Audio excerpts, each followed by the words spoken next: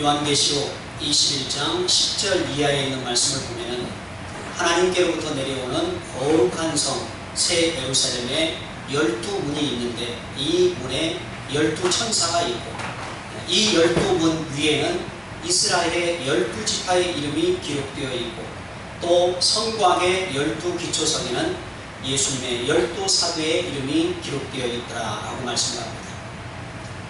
계속해서 성경이 무엇을 말씀하고 있습니까? 12문, 12천사, 12지파, 12제자의 이름을 계속해서 언급을 합니다.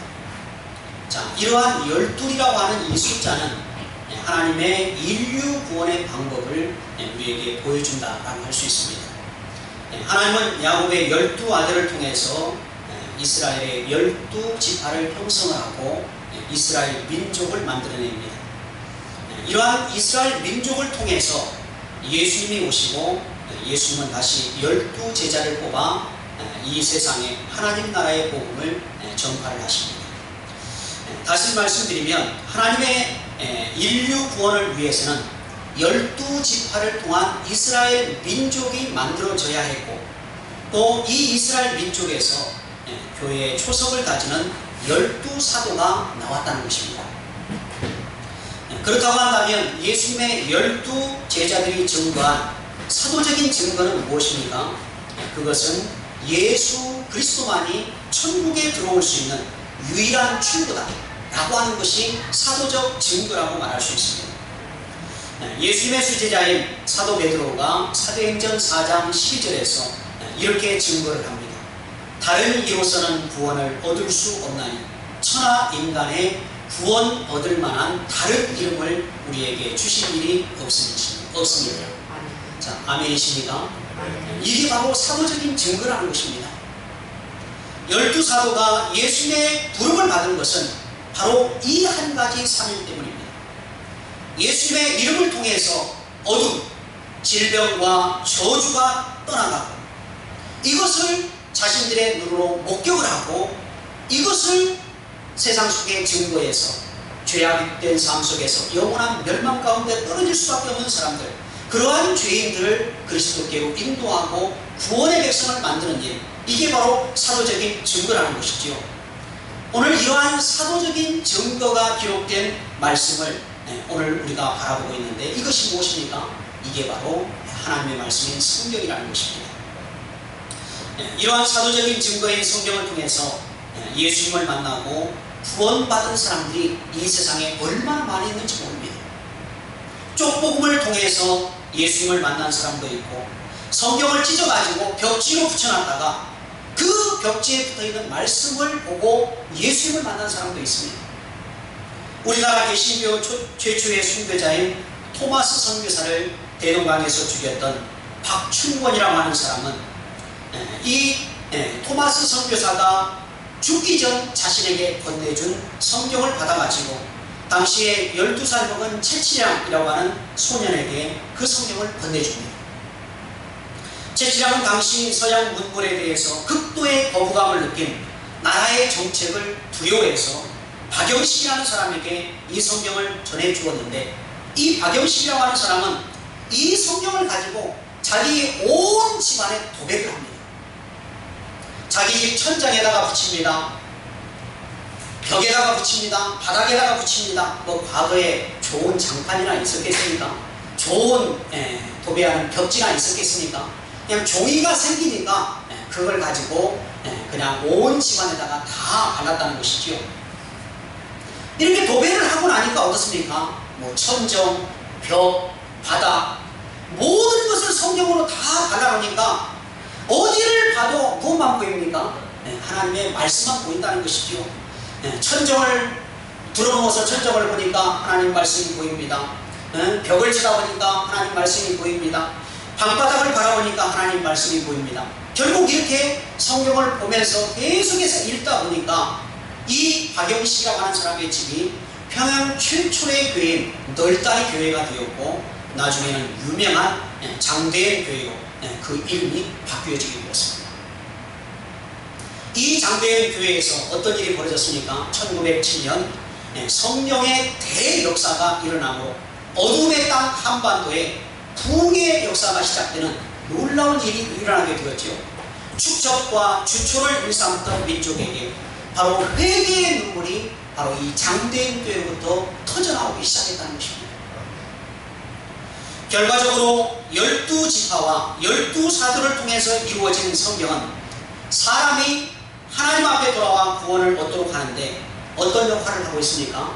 굉장히 중요한 역할을 하고 있다고 하는 것을 우리가 알 수 있다는 것입니다. 오늘 본문에 있는 말씀을 보게 되면 탕자가 아버지의 집으로 돌아오는 사건을 우리에게 말씀을 합니다. 오늘 저와 여러분들이 너무나 잘 알고 있는 말씀이지요. 오늘 본문에 있는 말씀은 비유에 있는 말씀입니다. 예수님이 비유를 우리에게 말씀하고 있는 것은 사람이 하나님께 돌아오는 데 있어서 여러 가지 이유 가운데 하나를 우리에게 보여주기 위해서, 하나를 설명하기 위해서 이 탕자의 비유를 예수님께서 들려주고 있다는 것입니다. 사람이 하나님 앞에 돌아올 수 있는 방법은 여러 가지가 있지 않겠습니까?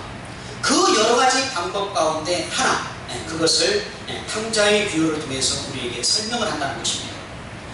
오늘 그렇다고 한다면 탕자가 아버지께 돌아온 이유, 동기가 무엇입니까? 오늘 이 탕자가 하나님의 은혜가 너무 갈급해서 하나님의 말씀을 사모해서 이 탕자가 아버지의 집으로 돌아왔습니까? 그것이 아닙니다. 오늘 탕자가 아버지의 집으로 돌아온 그 이유는 사람의 가장 원초적인 문제, 바로 배고픔의 문제 때문에 아버지의 집으로 돌아온 것을 오늘 비유는 우리에게 말씀합니다. 오늘 보면 16절로 17절에 있는 말씀을 보게 되면 이렇게 말씀을 합니다. 그가 돼지 먹는 쥐염 열매로 배를 채우고자 하되 주는 자가 없는지 이에 스스로 돌이켜 이르되 내 아버지에게는 양식이 풍족한 품꾼이 얼마나 많은가. 나는 여기서 주려 죽는다. 오늘 이 탕자는 지금 어떻습니까? 지금 아버지의 집을 그리워한 것도 아닙니다. 아버지의 집에 있는 어떤 자기의 물건을 보고 싶어 하는 것도 아닙니다. 오직 이 탕자는 그저 먹을 것만을 생각하고 있습니다. 아버지의 집에 있는 풍성한 양식을 생각을 합니다. 그리고 이 풍성한 양식을 배불리 먹고 있을 자기 집안에서 일하는 품꾼들을 생각하고 있습니다. 사람들을 불러다가 일을 시키면 어떻습니까? 음식을 맛있게 차려서 주잖아요. 일꾼들이 잘 먹어야지 일을 잘할 수 있기 때문에 일꾼들을 불러오면 어떻습니까? 그들이 맛있게 먹을 수 있도록 좋은 음식, 평상시에 먹지 않던 그런 음식들을 준비해가지고 일꾼들에게 대접을 합니다. 그래서 밥심으로 일한다라고 하는 말도 있지 않습니까? 아버지 집에서 일하는 품꾼들도 마찬가지였다는 것이죠. 그 아버지가 품꾼들을 데려다가 일을 시키면서 이 부자인 아버지가 음식을 소홀하게 주었겠습니까? 아마 풍성하게 먹고 남을 만큼 아마 품꾼들에게 주었을 것입니다. 자, 이 탕자가 이것을 생각합니다. 자기가 집에 있을 때 일하는 일꾼들이 정말 그 과거에 밥 먹을 때 그 고봉으로 높게 싸가지고 먹던 그 일꾼들이 먹던 밥, 나는 지금 배가 고파가지고 굶주려가지고 지금 허기가 져서 쓰러질 상황인데 그 고봉으로 쌓은 밥이 얼마나 자기 눈앞에 머른거렸겠습니까? 나도 먹고 싶다. 아, 그 밥이 그립다. 이것이 무엇입니까? 이것이 바로 이 탕자로 하여금 아버지의 집으로 향하게 만든 1차적인 동기가 되었다는 것입니다. 무슨 대단한 깨달음을 얻어가지고 무슨 아버지로부터 특별한 사랑을 입기 위해서 이것이 아버지의 집으로 향한 1차적인 동기가 아니었다는 것이죠. 그저 오직 배고픔의 문제였습니다. 하나님의 말씀인 성경에서 보여주고 있는 하나님께서 사람들을 부르실 때의 모습은 모세나 베드로, 사도 바울처럼 특별하게 부르는 경우가 있습니다. 이 사람들은 어떻습니까? 하나님께서 특별한 사명을 맡겨서 이 사역을 감당하기 위해서 아주 특별한 경우를 가지고 불러낸 사람들의 경우입니다. 모세의 경우는 하나님께서 이 모세를 부르실 때 어떻게 부르십니까? 떨기나무에 타지 않는 불로 임재해서 하나님께서 모세를 부르십니다. 성경은 여러 곳을 통해서 하나님의 이 세상에 임재하실 때 불의 모습으로 임재하는 것을 여러 곳을 통해서 말씀을 하는데, 바로 모세를 하나님께서 부르실 때 바로 이러한 불의 임재를 통해서 모세를 불렀다는 것이지요. 자, 이렇게 특별하게 부름을 입은 사람이 누구였느냐? 바로 모세였다는 것입니다. 베드로도 마찬가지입니다. 인간의 상식, 인간의 경험을 초월하는 예수님을 경험함을 통해서 하나님이 이 베드로를 부르십니다. 자, 인간의 힘으로는 이 베드로가 어떻습니까? 베드로의 직업은 어부입니다. 평생 고기 잡는 일로 잔뼈가 굵은 사람입니다. 어쩌면 그 갈릴리 호수에서 물고기 잡는 일에 있어서는 두 번째 가라면 서러워할 정도의 그러한 경험과 그러한 경력을 가지고 있는 사람이 베드로입니다. 그런데 이 베드로가 어떻습니까? 밤이 맞도록 수고해서 물고기를 잡았지만 물고기 한 마리를 잡지를 못합니다. 물고기를 잘 잡을 수 있는 어부, 많은 경험을 가지고 있는 이 어부, 많은 노하우를 가지고 있는 이 어부가 물고기를 한 마리도, 그것도 밤이 맞도록 수고했지만 잡지 못했다는 사실을 통해서 여기에 무엇이 개입이 된 것입니까? 바로 하나님의 특별한 부르심의 역사가 베드로에게 시작이 되었다는 것입니다. 그런데 이러한 베드로를 예수님께서 찾아오셔서 어떻습니까? 자신이 만난 그 예수님의 말씀 한마디를 통해서 그물이 찢어질 정도로 고기가 가득 차는 놀라운 일이 벌어지기 시작합니다. 이러한 놀라운 일 앞에 베드로가 어떻게 합니까? 여기에서 비록 하나님의 역사, 하나님의 임재가 나에게 시작되었구나 라고 하는 것을 깨닫고 예수님의 발 앞에 무릎을 꿇는 것을 성경이 우리에게 보여주고 있습니다. 하나님의 부르심, 자기를 찾아와서 만나기를 원하시는 하나님의 임재를 베드로가 느꼈다는 사실이죠.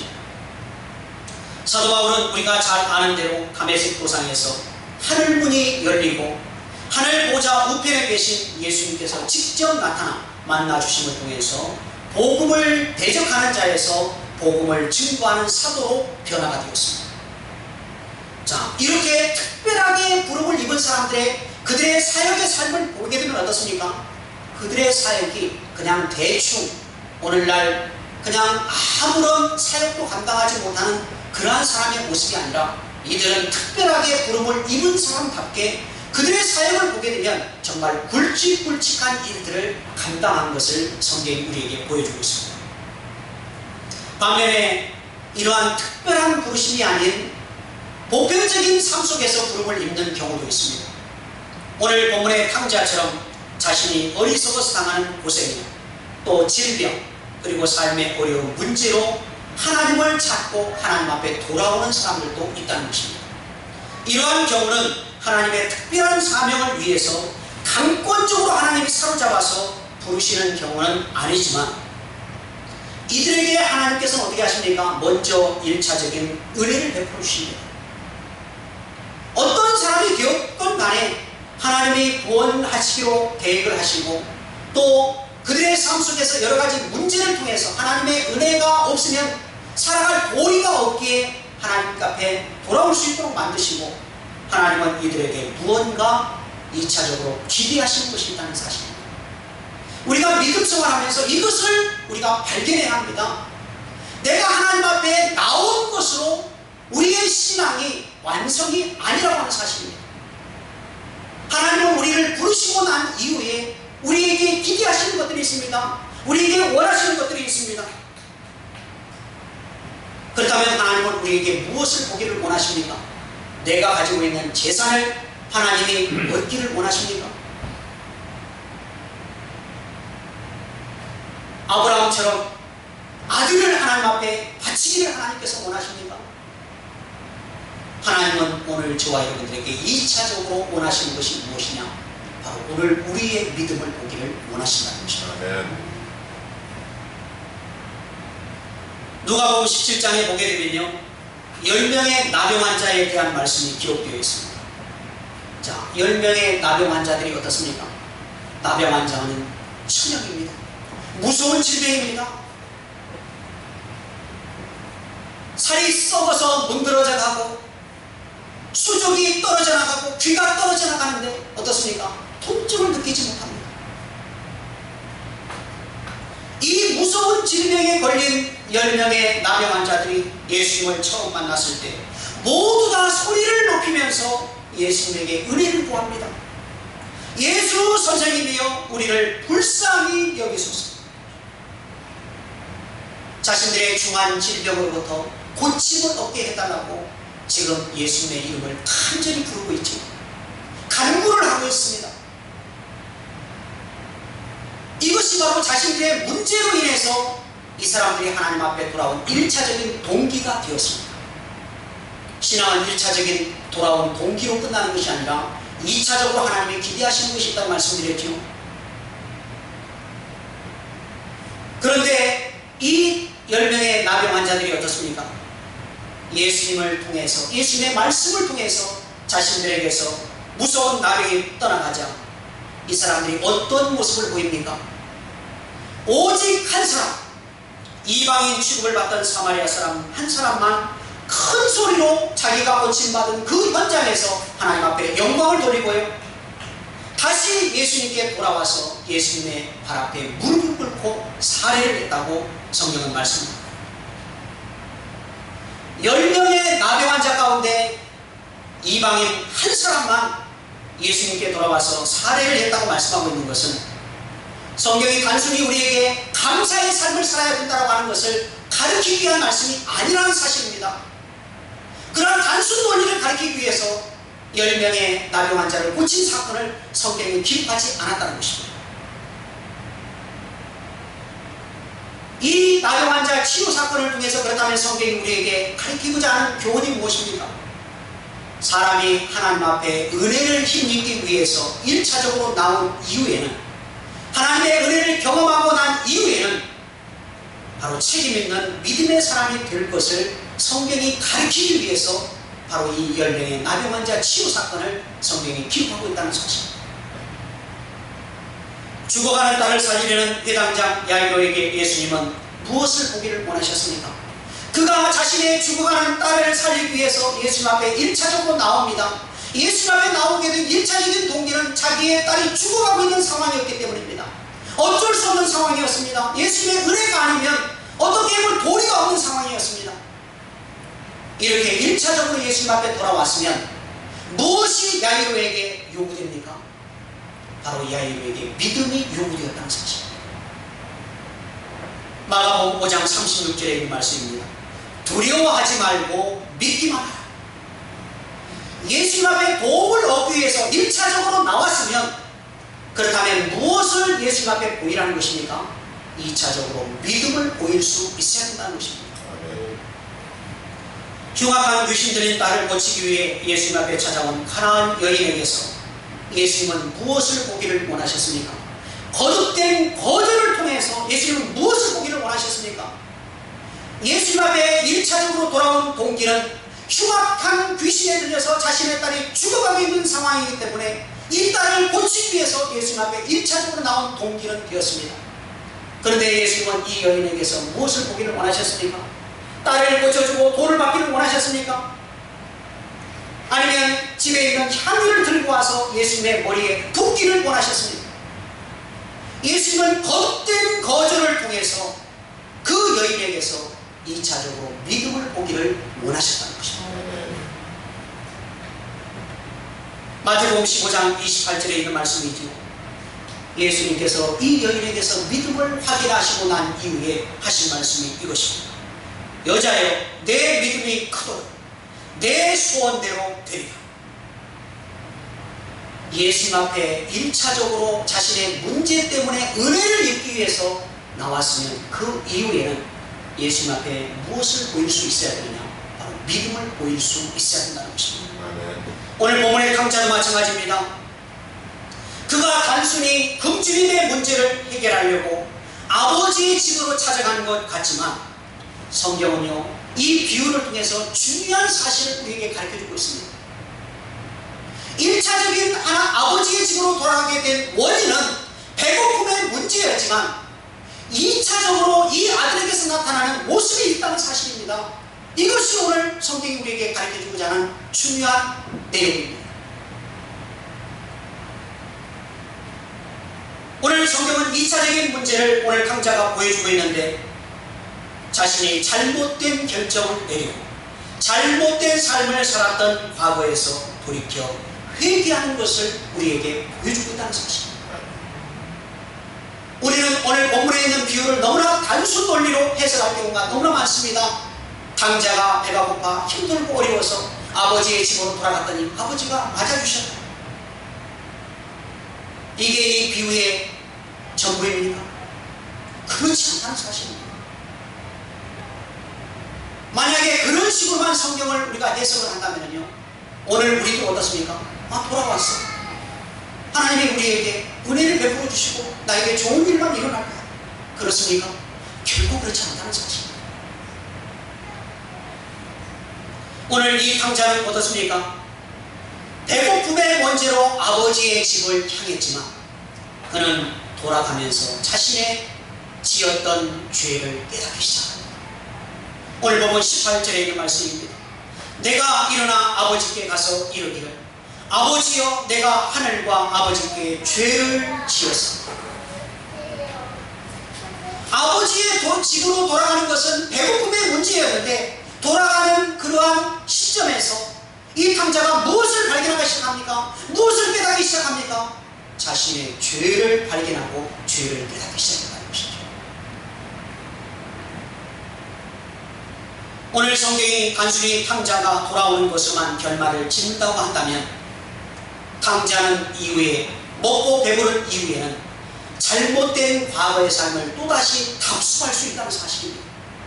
사람은요, 아무도 장담하지 못합니다.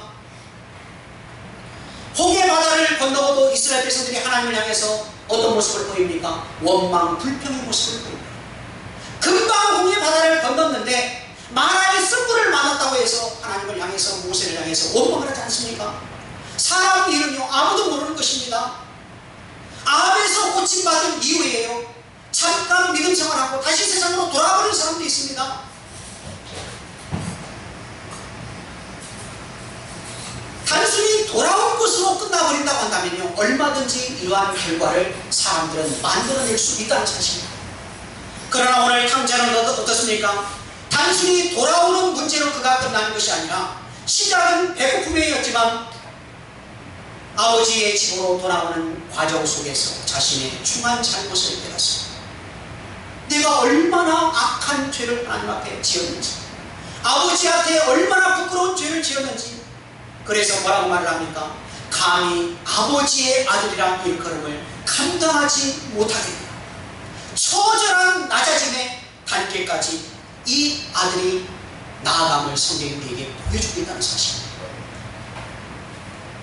오늘 저와 여러분들이 어떤 이유로 하나님 앞에 나왔든 간에, 그것이 모태 신앙이 되었던, 어렸을 때 친구 따라 나온 것이 오늘까지 믿음을 지키는 일이 되었던, 아니면 질병의 문제로 하나님 앞에 나왔던, 아니면 삶의 여러가지 고난과 역경의 문제로 하나님 앞에 나왔던 간에, 오늘 우리가 하나님 앞에 나온 것은 우리를 하나님의 백성 삼으시려고 하는 하나님의 1차적인 은혜가 우리에게 임했기 때문입니다. 이런 하나님의 1차적인 은혜 다음에, 그렇다면 2차적으로 우리에게 요구되는 것이 무엇입니까? 바로 계속해서 말씀드렸던 것처럼 오늘 우리에게 하나님은 믿음을 보기를 원하신다는 사실입니다. 성실하고 아름다운 믿음 생활, 이것이 오늘 저와 여러분들이 천국 가는 그날까지 이 땅 위에서 우리에게 펼쳐져야 될 아름다운 신앙의 모습이라는 것입니다. 마치 탕자가 아버지의 집으로 돌아온 이후에는 어떻습니까? 늘 이 탕자는 생각을 했지 않았겠습니까? 내가 이제는 과거의 부끄러움을 깨닫고 다시는 과거의 어리석은 삶을 살지 말아야지. 비록 이 탕자는 때로는 그런 일도 있었을 것입니다. 자, 처음에 배가 고파서 너무 힘들어서 돌아왔는데 집에 돌아오니까 아버지가 친절히 맞아주고, 자, 매일마다 좋은 음식이 올라오고요, 좋은 옷을 입습니다. 사람이 어려운 문제가 해결이 되고 등 따시고 배부르면 이 탕자도 사람이기 때문에 어떤 생각할 수 있습니까? 과거에 많은 돈을 가지고 있을 때, 허랑방탕하며 살 때 그 자신이 가진 돈 때문에 자기에게 왔었던 여러 여인, 뭐 미스 김도 있을 수 있을 테고, 미스 리도 있을 수 있을 테고. 자, 사람이 등 따시고 배부르니까 어떻습니까? 그때 자신들에게서 막 웃음을 팔고 자신들에게 온갖 서비스를 다 제공했던 그런 여인들이 생각날 수도 있습니다. 그런데 이 탕자가 그러한 유혹을 떨칠 수 있는 것이 무엇입니까? 자신이 중한 죄를 지고 부끄럽고 추하고 어려운 삶을 살았지만 자신을 돌아왔을 때 맞아주시고 좋은 옷을 입혀주시고 신발을 신겨주시고 가락지를 끼워주시고 살찐 송아지를 잡아서 잔치를 베풀어 주시는 그 아버지의 사랑, 이것을 생각할 때 어떻습니까? 아마 머리를 흔들지 않았겠습니까? 이제 해야지. 생각하지 말아야지. 이게 무엇입니까? 이게 바로 믿음 생활이라는 것입니다. 오늘 우리도 삶에 여유가 있고 아무런 삶의 믿음 생활에 어려움이 없으면 세상의 유혹을 우리도 받을 수 있습니다. 그런데요, 오늘 저와 여러분들의 믿음 생활 속에서 세상의 유혹과 또 죄의 유혹과 이런 것들을 이길 수 있는 것이 무엇입니까? 예수님이 나를 구원하기 위해서 하늘의 영광 보좌를 버리시고 십자가를 지시고 나 한 사람을 구원시키고 천국 백성 만들기 위해서 모든 물과 피를 쏟으시기까지 나를 사랑해 주셨다는 그 사랑을 우리가 기억하면서 우리가 믿음을 지켜나가야 된다는 것입니다. 아멘. 이게 바로 오늘 저와 여러분들이 하나님 앞에 돌아오고 난 이후에 우리가 천국 가는 그날까지 감당해야 될 믿음 생활이라는 것이죠. 이러한 믿음 생활을 하나님 앞에서 아름답게 또 승리하는 그 시간까지 지켜나가는 귀한 성도들 되기를 주의 이름으로 축원합니다. 기도합니다.